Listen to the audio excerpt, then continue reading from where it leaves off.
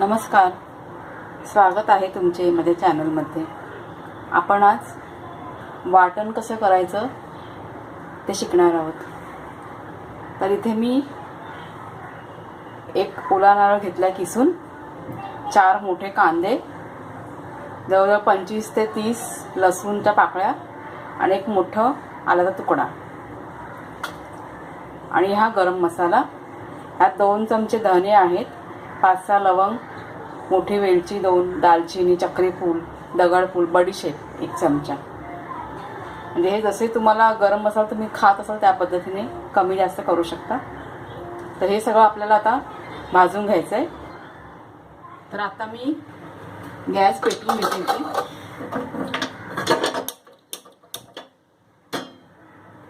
तर इथे मी स्टीलची कढई ठेवले. त्यात आपल्याला 1 चमचा, लहान 1 चमचा मी तेल टाकलंय. आता हे सगळं आपल्याला भाजून घ्यायचंय. तर इथे मी पहिला हा कांदा टाकते.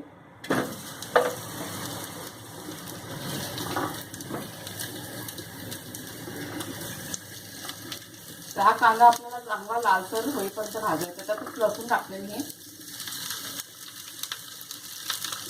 आणि हे आलं.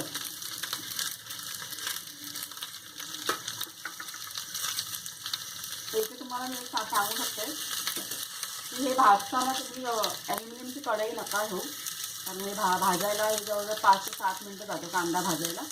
स्टील किंवा लोखंडाच्या कढईमध्ये लवकर भाजलं जातं. इथे मी हा कांदा भाजून घेते. चांगला लालसर भाजायचा आपल्याला.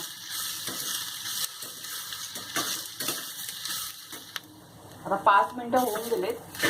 आपला कांदा सुद्धा चांगला लालसर भाजून झालाय. तर आता आपण काढूया.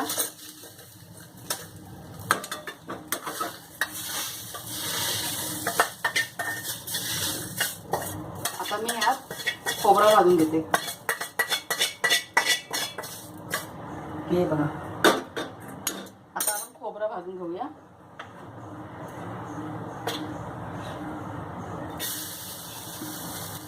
आपण आपल्याला लालसर करायचं आहे.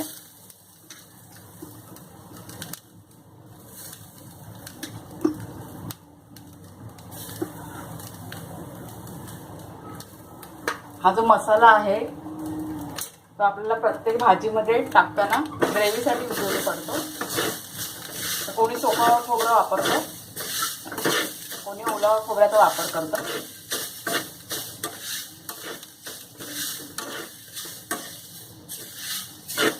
हा मसाला जर का वाटून तुम्ही फ्रीजरमध्ये ठेवला तर 7-8 दिवस चांगला राहतो. म्हणजे कधी पण आयत्या वेळेला आपल्याला भाजी बनवायची असेल तर पटकन उपयोगी पडतो. आणि गॅस थोडा मीडियम ठेवते.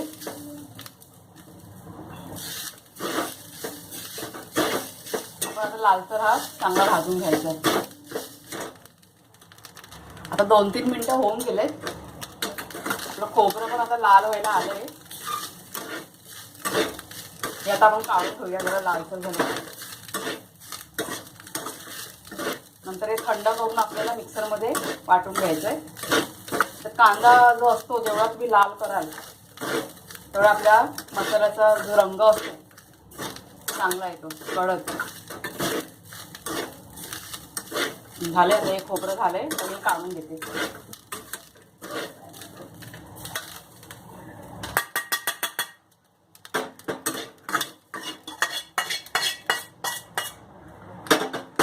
हा जो गरम मसाला आहे, अख्खा गरम मसाला, तो मी एखाद मिनिट असं परतून घेते हलका.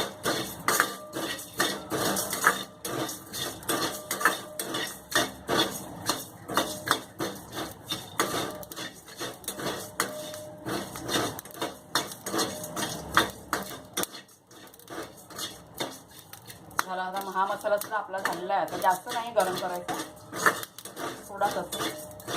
बस झालं. मी गॅस बंद करते. आता हे मी सगळं थंड करून मिक्सरला वाटून घेते. मसाला आपला वाटून झालेला आहे. हा बघा, खूप छान रंग आलाय आणि सुगंधही छान सुटलाय मसाल्याचा. आता हा ओला नारळ असल्यामुळे बाहेर नाही ठेवू शकत. तर हा मी आता डब्यामध्ये पॅक करून फ्रीजरमध्ये ठेवणार. हा 2-3 दिवस मला सहज हा चालून जाईल, जेवणासाठी वापरू शकते मी हा. तर तुम्हाला जर का ही रेसिपी आवडली असेल तर चॅनलला माझ्या सबस्क्राईब करा, बेल बटन दाबा, लाईक करा, शेअर करा आणि कमेंट करायला विसरू नका. आपण भेटूया पुन्हा नवीन रेसिपीसह.